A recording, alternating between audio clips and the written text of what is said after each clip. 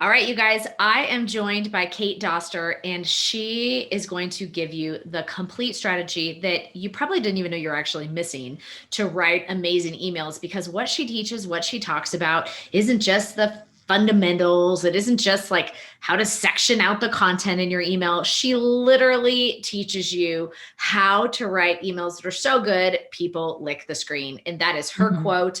I stole that from her to name this Mhm. podcast. So, giving credit where credit is due. Kate, welcome to the show. We are so excited to have you here. Tell everybody about your superpower in your company.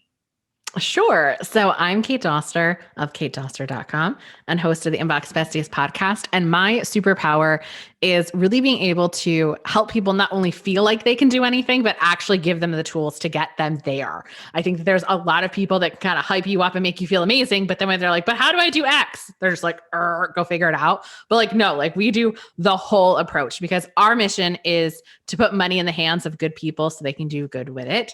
And so our business is primarily a digital course business. I am extremely selective about the one-on-one clients that I take on, but primarily it's courses, digital products. We got to help the good people out there. We just do. Right. And you teach people how to like create these insane bodies of copy that Mm-hmm. totally bring to life what it is that they do, their superpower. And there's such a disconnect. I'm so excited to have you on this show. I need to give Angie Trueblood, our favorite person, credit for connecting you with Oh us.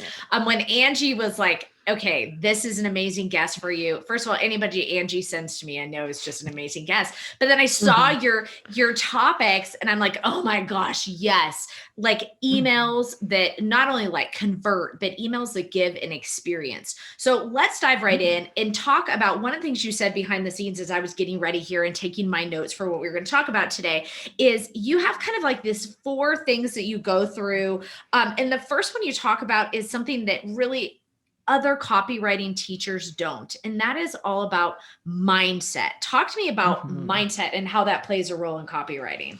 Sure. So, like I said, good people do good. Most good people have very bad associations with things like selling. They don't want to be annoying. They don't want to be lumped in with the spammer faces or the Billy Broheems, as we call him, of the world. He's our arch rivals. He has a whole voice. Yes, he does. And so, because of that, they tend to really freeze up when it comes to emails.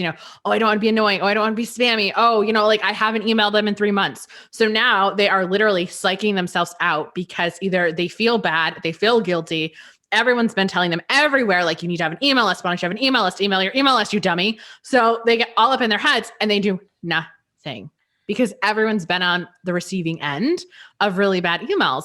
But here's the thing, the sheer fact that you are having this thought of, I don't want to annoy people, I don't want to be a spammer, means that it is physically impossible for you to be there. And it is physically impossible for you to write one because the Billy Broheems of the world, who are those spammers, they do not care. The fact that you care proves that you are going to send them high quality stuff. So, boom, guys, like you already did it. All And right. when I talk to people, like 100%, it is always, oh, I feel like, or I think. It's like, so it's not truly the mechanics. It's, I need to get your finger to hit the send on the good old ConvertKit. Right. Oh my gosh. Okay. Like we could just end the podcast right there. Like, okay, you need to fix your mindset. You're amazing. You're not like a douchebag. You're gonna send great stuff Yeah. anyway. So I think that's so cool. Okay. So Right. and then the next thing that you talked about is, being on your list is a privilege. Let's talk about Mm-hmm. that mindset altogether. What do you mean by that? Okay. It is a two-sided of the coin. One, when you realize that people are honestly lucky to get your enthusiasm, your encouragement, your knowledge, your expertise, they are lucky to be there. So all of a sudden, that scarcity mindset of, if I send a newsletter, 100 people are going to unsubscribe. So no, like I don't have this mystical 1,000 number. Like, who cares? The people on the other end of the screen do not know if they are one of 100, one of 5, or one of 10 million. They have no idea. When it is your mission to help, you need to help regardless of that number. So when you're like, oh, being on my list is a privilege, and somebody sends you a nasty email back, you laugh at them and then you kick them out. You're like, no, like literally, I send a lot of emails. I send a lot of what's called sales emails. I got 2 last year. One was because I said home slice, and the other one, I think I had butt face in the subject line. I literally went to go see what these people had signed up for. I'm like, how did you get here? I was mad at my landing pages, my gatekeepers, my content. Like, who allowed you in here? So when you go out with that mindset, being on my list is a privilege. Not only are you not going to care about the haters because you're like, oh, whatever, Sally, there's way more people for me to help. I hope you go find your own teacher. Is that then you're going to have a plan for it. So it's the two side of the coin. Like, on next. And again, you're allowed to have a human experience if somebody sends you a mean email back. But then you get to laugh at them and be like, man, I wish I had so much time that I could sit there and complain and whine and have my day ruined by somebody else. But like, I'm too busy out there making a difference, so I can't. Whoa, you just like blew my mind. That is so profound. Because I mean, one of the things we've talked about in the show the last 4 years is having somebody on your list is a privilege and treat them with care and all these things. But what you're saying is just so true to every single thing that I know I feel as an entrepreneur. But like, basically, like, I feel like you have just given people permission to be like, you are valuable. What you say is worthy. Your content is amazing. If somebody doesn't resonate with it, see you later, Sally, like you said. And then the next thing you said was really important, which we can't even get into in this episode, but was that the gatekeepers, is that making sure that your opt-ins, we're totally not going to go there because we could do a whole show on this, but making sure your opt-ins disqualify people at the same time as they qualify people, the right people to connect. Yeah. So I love that you mentioned that too. Okay. So when we're writing email, the next tip, kind of mindset strategy that you have is really treat people like people.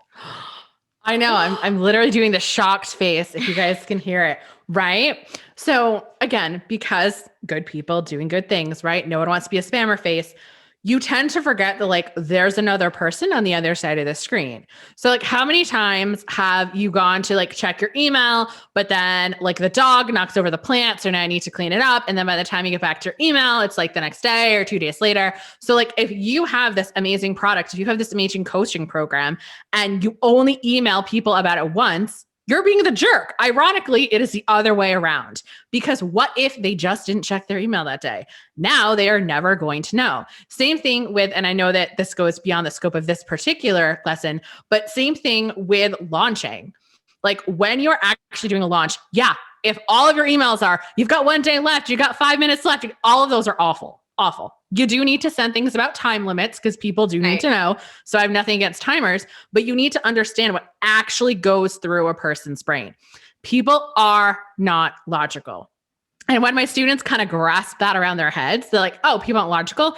If there were, you would have all exercised today. There would be no smoking industry. There'd be no drinking industry. There would be no drugs, because people, if they were logical, why would you start smoking when you know it's only going to hurt you? They do, because they're not logical. So realize that they're not logical. Trying to be like, but there's 8 modules and my competitor only has 4, you dummy, is never going to work because they're not logical. You have to actually compel them. You've got to cut through the crap. You need to know how a human brain works. And that's why my students get like astronomical results. And they're like, oh, my Tripwire, it's converting at like 5%. Can I go higher? I'm like, you do realize that normies only get it at 1 to 2, right? And they're like, oh, so then we're just like, going against ourselves. But when you understand how a human brain works, treating people like people, it'll all work. Which is why if you haven't emailed your list in a while and your first email is this big sob story about why you haven't emailed them in forever, everyone is going to be like, I don't like you, because like they don't care.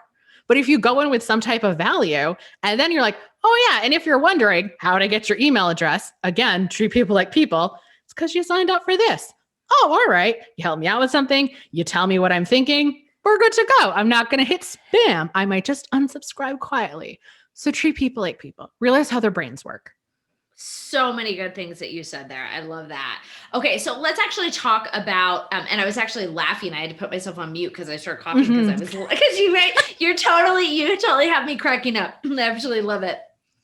So talk about like, I know, right? Like talk about, let's go into actually the mechanics of writing an amazing email. So walk us through the mechanics of actually doing it after everybody deals with all the mindset stuff, which I'm so grateful that that's how you opened up this training.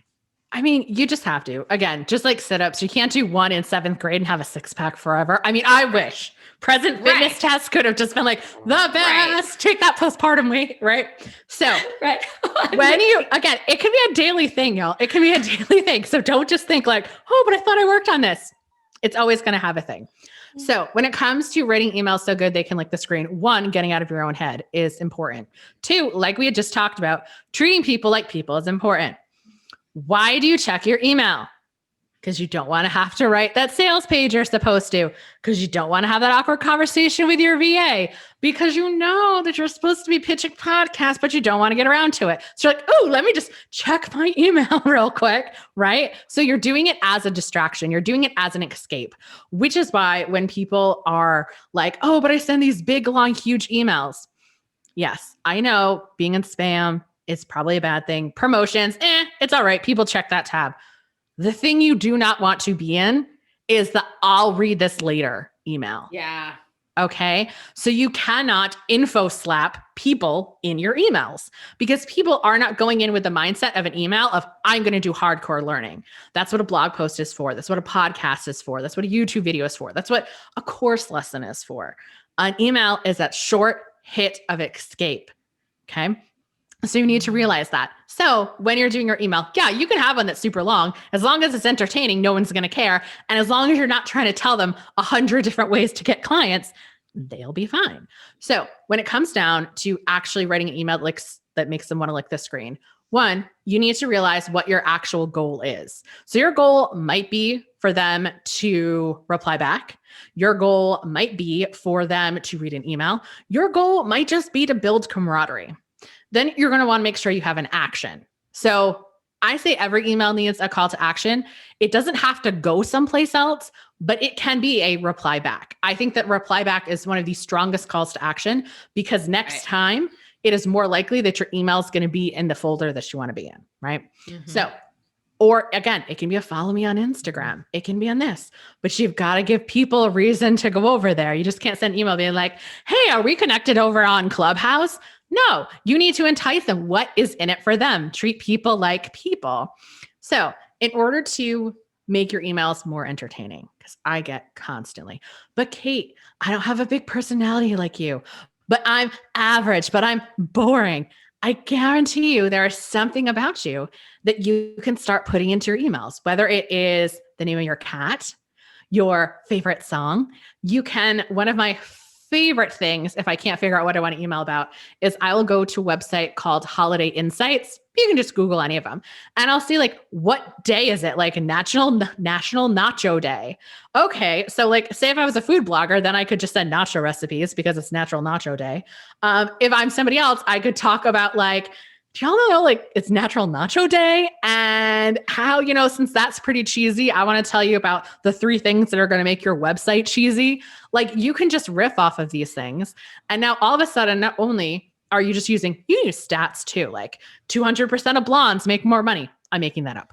But again, look for stats about your industry, stats about what day it's going on, and then just make some correlations. And the more that you get used to doing that, the better that it's going to be.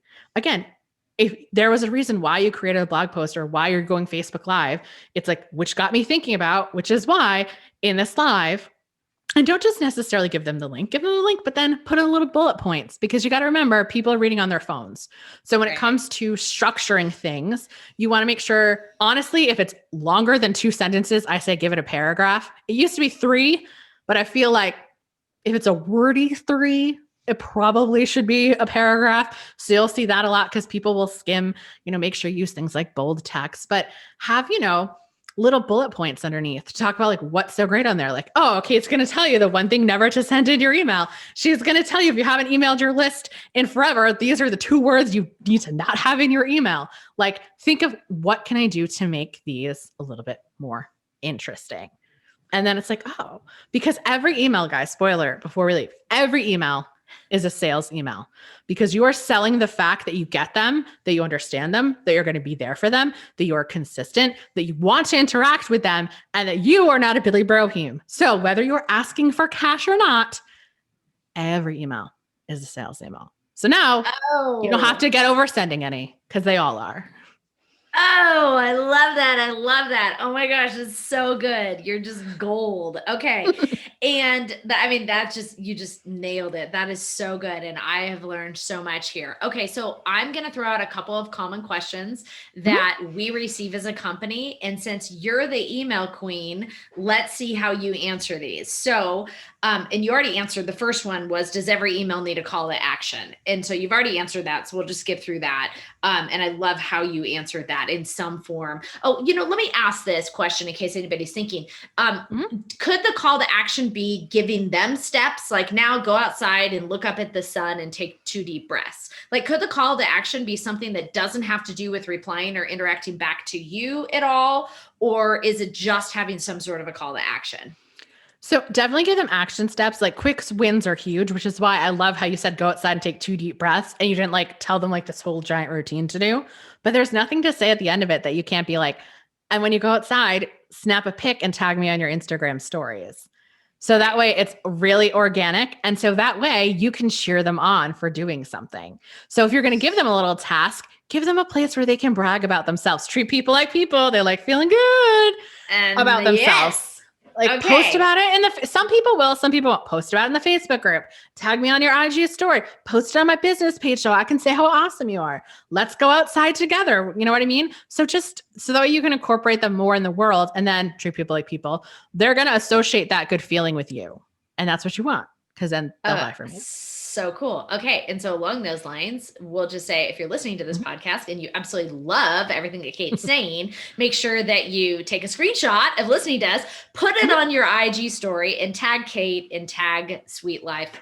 Well, you can tag the Sweet Life Company, or you can just tag April Beach Life. Okay. So cool. Now, next question. Newsletters versus emails. The newsletter was kind of dead, honestly, like 7 years ago. But now we actually have clients that like their newsletter is so amazing. They only send it out like once a month and it's like long and juicy and almost like a calendar. What is your take on the strategy and the difference between newsletters and in regular emails? How have you seen those playing out? If you will only send a newsletter, and by newsletter, I want to make sure that we have the same definition. Are you saying something where it's like multiple calls to action, multiple sections? Is that what you're defining as Right. a I mean, newsletter? yeah, these are huge newsletters that some of our clients, which are larger companies already that, are in the process of scaling, that they send out these newsletters. People like go crazy. Yeah. One of them could be sign up here for this thing. One of them could be, did you remember to join this? There are multiple calls to action in these things. And we call that more of a magazine style email. If that is the only one that you will do, so you will actually send it, then send it. So I had an interior designer who was a student, and when she tried to do sort of that one call to action type of a thing, she really got into her head a lot. And so what we did is we went ahead and we turned it into like her Wednesday newsletter. We gave it an actual name. And I told her, just like magazines have repeating sections, you need to have some repeating sections. But realize that if you are trying to sell, say, an ebook and you are still having all three of those sections, then the likelihood of them buying is going to be a lot lower. Treat people like people. You give them a lot of stuff to do, they will do everything else or they'll do nothing. Like there's Yeah. actually a scientific study, the JAM study. If you get 12 choices versus 24, at 24, you'll just walk by because you're just Right. like, that's too much for my brain, right? So what I told her is that's not to say she can't have flash sales or launches, because if they're like, oh my goodness, she's emailing on Monday, it's got to be important. So then she can just do the one that has the one call to action. So make sure that you are strategic. Realize with those newsletters that the likelihood of them going to spam or promotions is going to be higher. The more outward links to different places that you have, the more likely it is to trigger something. So you can link to your Instagram 5 times if that's your call to action, because it's going to the same spot, your Instagram. But if you've got an Instagram, one that's going to a deal that you have, one that's going to a blog post, one that's this, one that's that, it can go in there. But again, if you are more likely to send this magazine style newsletter than send nothing, then send it. Just realize that your sales aren't going to be as high, because you can't focus them on one particular action. So like I would never send a new style in the middle of a launch. That would make no sense because people would get derailed. So that's just the difference of what you want to go with. So if you'll never do anything, just send one of those. But again, try to keep it consistent because then people that are interested in certain parts, they'll always go right down to that section. Okay, cool. And now I have a couple other questions that are coming up that I know people are probably thinking. So I'm trying to be in the mind of our listeners right now. A question about the frequency of sending. Is it better to send more frequently, less frequently? Does it depend on the relationship between the business and the audience? Is there like a regular, consistent like rhythm that you recommend with email sending? Okay. For most people, if you only send once a month, this is nothing against your client. And again, if they're a larger corporation, they could probably get away with it. Yeah. Once a month, especially if you're a smaller, more personal brand, is not going to necessarily be enough because people are going to forget about you. You're not top of mind. They're goldfishes. Everybody is a goldfish. Treat people like people. You're going to hear that a lot. What I always say for people, especially if you are a personal brand, especially service owner, you're selling your own courses, aim for once a week. That's 4 emails a month. Y'all can handle writing 4 emails a month. And what's going to end up happening is you're going to get so good, you can batch them, meaning sit down and write them all. Sometimes what a lot of my students really love to do is they will come up with a topic for all 4, and then they'll write like 2 at a time, right? So again, it's done. They'll load them into the ConvertKit, their active campaigns, doesn't matter, whatever tool you're using. And then they know that they're settled. And then people get so hyped about this, or they do some casual selling, which we teach in the course, that then they'll be like, okay, I'm going to add another day. But I would never say like, email this. Now, if you are doing a launch or you are doing a flash sale, you're going to want to send more than 1 email because again, people might not check, they might forget, treat people like people, they procrastinate, so that you're going to have a little bit more. But as long as honestly, what you have to say is interesting and it's tackling different doubts or buts that people have, you can keep sending. Awesome. Just don't repeat yourself.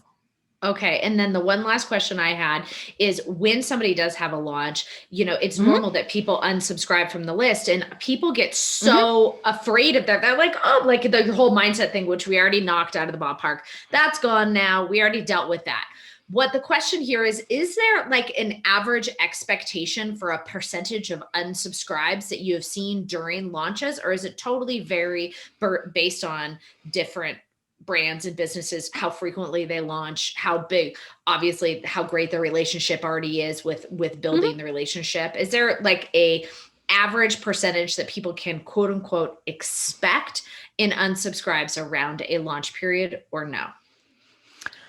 I don't know if it's necessarily during a launch period. The only stat that I could find was in general, and this actually does hold true if you guys go look at your analytics, is usually when you send any type of email, you can expect about a 1% unsubscribe rate, which is pretty interesting. So again, if your number is 100, then your percentages are going to be like very skewed. So keep that in mind. We need to have some logical, even though I don't do logic, but so keep that in mind, right?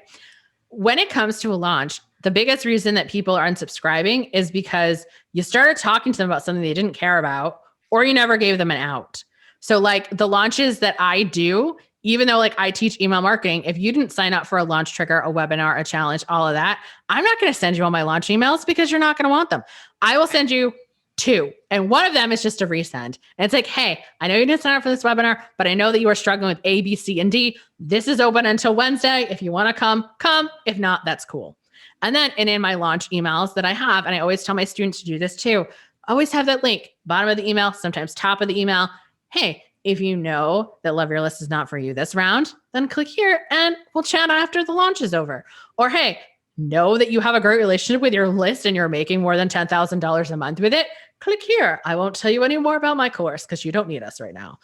Just give people an out, treat people like people. But again, if you are sending that 1 hour to go, 30 minutes to go, 5 minutes to go, and you're making everything about you, then I guess if you could take anything away from this, especially when it comes to launching, you need to be more excited for them than yourself. Because we do care that like you have expertise. So I'm not saying any of this fake it till you make it. I hate that line. What I'm saying is I am so disproportionately passionate about seeing Sally earn money from her food blog when everyone else and her whole freaking family thought that she was nuts. Like I am like hardcore rather than like, Yes. Kate has love your list and I make all of this money. And like, yes, obviously you need to know I'm a copywriter, not some rando that hit like big with a pin. Obviously that's important, but it's not like, hey guys, my course is open. Never. It is if you're struggling with this, and I get very, very specific. We call them moments. We don't have time to talk about them now. Y'all are going to have to follow me to find out. That's right. Then I got this and it is going to help. And here's how it's going to help because I am so excited, literally, you can see it in my face, to see my people succeed. You have no idea. And when you come at anything that you create that way, and I don't care if it's a meal planning guide, I don't care if you help cleaning products, I do not care. When you're more excited for what they're going to be able to avoid and achieve, it's like, oh yeah, I've got this thing. They're going to buy. This is why my students and I get illogical results and people like, that's bananas. I'm like, no, that's treating people like people. You are so good. I've appreciated you sharing and totally pouring out your crazy good expertise into our audience. This is amazing. Okay, so you have, of course, an amazing free thing that people can have, like if they want to connect with you further or if they just want like these amazing results. You have 2 years worth of emails that you are giving to our listeners. Tell them what that is. That's amazing. Sure. So what it is 2 years worth of email idea prompts. So if you're ever sitting there looking at your screen, and you're like, I've got no idea what to email about, or even if you're like, I don't know how to make this next thing sort of interesting, we do have it dated. Now, keep in mind, if you're listening to this and it's like July, it's like, oh, well, half the month is wrong. Spoiler alert, January is going to come back. So is April. So is May. So you can just restart it over. Like there's no problem. And some people will actually, they'll follow it verbatim. Like, oh, May, it says send this, and they'll do it. Some people mix them up. Some people go and just peer in other months. And that is 100% there because now you know what it is. If anything is time-based, because a couple of months will have something like, it's not, National Hug Your Cat Day. But if there's something that's going to be time-based, we will. We make sure that at least once a month, you're really highlighting some type of paid offer, whether it is an affiliate deal, whether it is your own stuff, any of that sort of stuff is in there as well. So you can head on over to katedoster.com/sweet life. Either with a hyphen or without, I got you both. And then you guys will be able to get that. And you can always listen to my podcast wherever you're listening to this. It is Inbox Besties. And my Instagram, which I'm working on, let's say it that way. I spent so much time cultivating my email list, social media, I kind of forgot about. So it is Kate_Doster. So y'all can see the name and I'm sure we'll have it in the show notes. Yeah, we will. And Instagram followers does not equal amazing experts. Definitely there is not an equivalent there, but I want people to be able to connect with you more. And also you are newly on Clubhouse. So I'm like talking to you behind the scenes. You guys, if you're in our Sweet Life Club on Clubhouse, I'm talking to Kate about getting on the calendar. And so we can do a Clubhouse room for you guys where you can connect with her directly and ask her your questions, which is so cool. So we'll put all of that information in the show notes as well. Kate, thank you so much. It was so awesome to get to know you and to hear everything that you delivered today. We really appreciate your time. Why, thank you. And remember, guys, being on your list is a privilege, so treat it like one. Awesome.